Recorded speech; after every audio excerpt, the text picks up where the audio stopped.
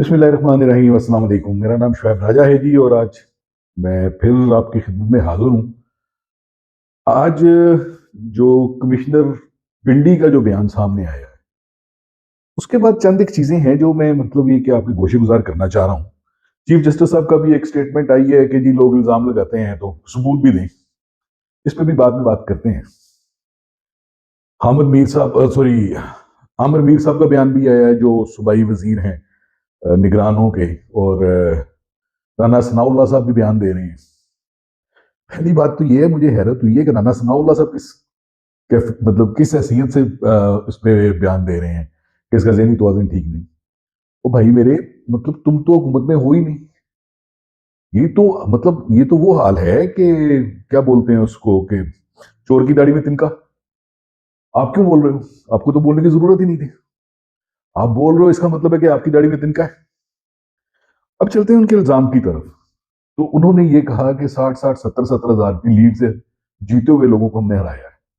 देखिए, मैं खुद पिछले 12 साल तकरीबन इस्लामाबाद में रहा हूँ।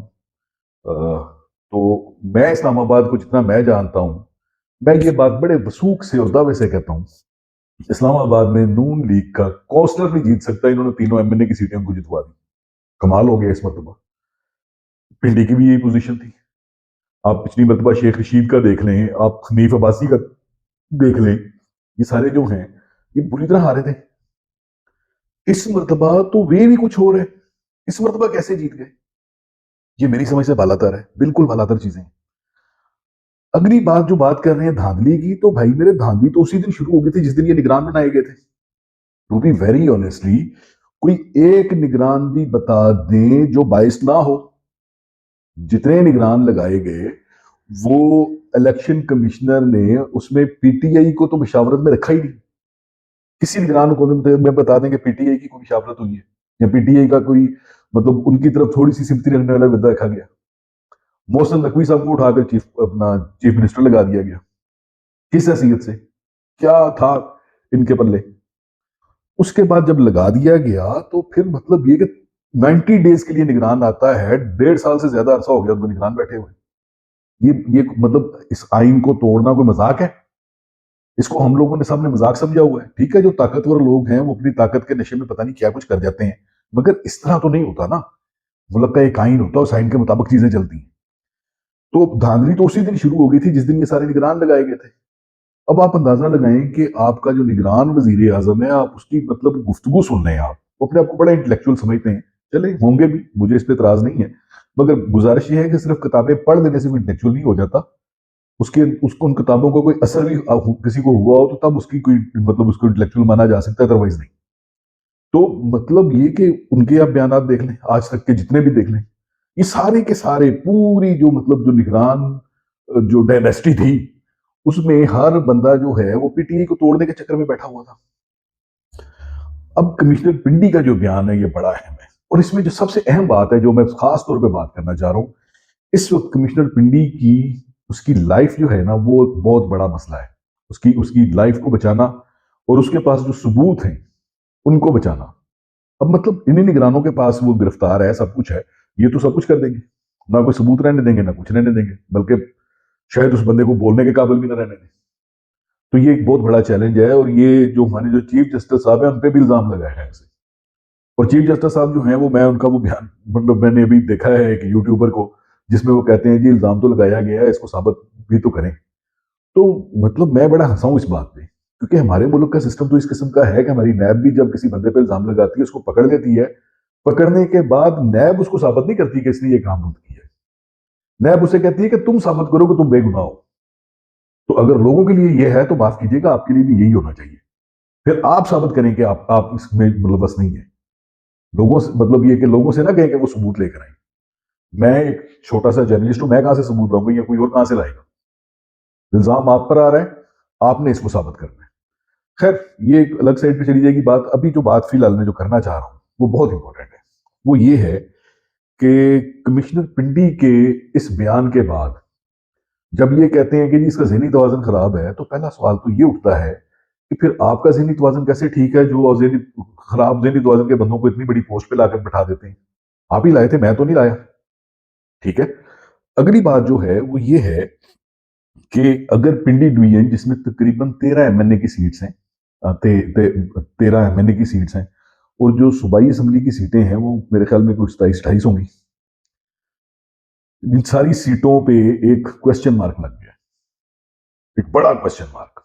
اور اگر یہ ساری سیٹیں جو ہیں یہ مطلب یہ کہ پی ٹی آئی جیتی ہے تو پھر تو مریم نواز شریف جو ہے اس بیچاری کی وزارت اعلیٰ کی خواہش بھی گئی، کیسے بنے گی؟ اچھا جیلم میں بھی یہ پرابلم ہے۔ اچھا اس میں جو سب سے خوبصورت بات ہے وہ کیا ہے؟ پنڈی، چکوال، جیلم، یہ تینوں ضلع جو ہیں نا یہ مطلب کیا کہنا چاہیے، یہ شروع سے مطلب آپ 2018 کے الیکشن بھی دیکھ لیں، 2013 کے الیکشن بھی دیکھ لیں، یہ پی ٹی آئی کے حمایتی لوگوں کے مطلب جو ہے نا ڈسٹرکٹ ہے، یہاں سے ہمیشہ پی ٹی آئی جیتتی آئی ہے۔ 2018 میں تو خیر ایک طرح سے کلین سویپ کیا تھا پنڈی سے لے کر، مطلب مجھے یہاں تک یاد پڑتا ہے پہلا اگر نون لیگ کا کوئی بندہ جیتا تھا تو گجرات سے عابد رضا جیتا تھا، ورنہ پیچھے تو ساری پی ٹی آئی جیتتی آ رہی تھی۔ اس مرتبہ جبکہ وے بھی کچھ ہو رہا ہے، اس مرتبہ نئے ووٹرز آنے کے بعد آپ دیکھیں لاہور جیسی جگہ پہ اتنے مطلب مشکلات، راجہ سلمان اکرم 100% جو جیتا ہوا تھا جس کو آج انہوں نے گرفتار کر لیا ہے، مطلب اس کے پاس پورے فارم 45 ہے۔ اب یہ کہتے ہیں جی فارم 45 یہ نکلی ہیں ہمارے اصلی ہیں۔ اچھا دکھائیں نا، سامنے لائیں جو اصلی ہیں۔ فارم 45 جو ہے وہ ہر پولنگ ایجنٹ کو ملتا ہے، اس پولنگ سٹیشن میں جتنے بھی پولنگ ایجنٹس ہیں سب کو ملتا ہے۔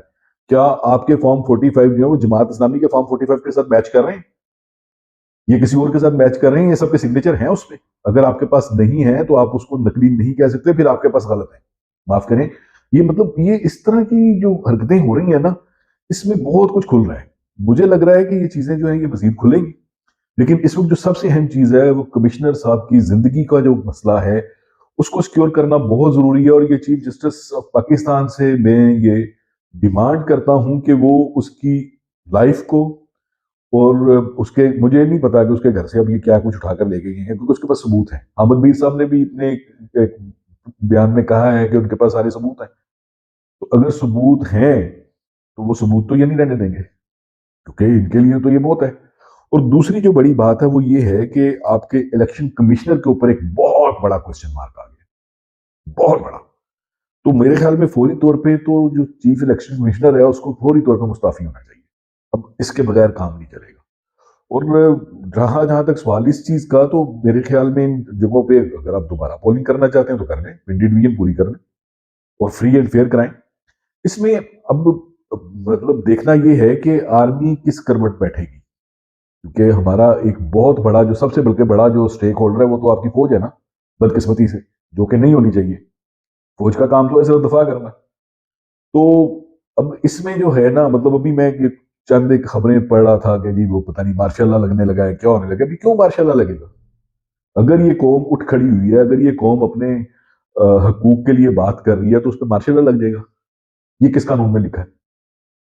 تو یہ ساری چیزیں جو ہے نا یہ بڑی غور طلب ہیں، اس پہ زیادہ سے زیادہ بات ہونی چاہیے۔ اور میرے خیال میں جو کمشنر پنڈی صاحب نے جو ایک سٹیٹمنٹ دی ہے میں ان کو بڑا ویلکم کروں گا، اور میں یہ خواہش کا اظہار کروں گا کہ کوئی اور بھی جن کا ضمیر ابھی زندہ ہے تو وہ بھی ذرا کھل کر سامنے آئے، بات بتائیں، سب لوگوں کو پتہ چلے کہ کیا ہو رہا ہے کیا نہیں ہو رہا۔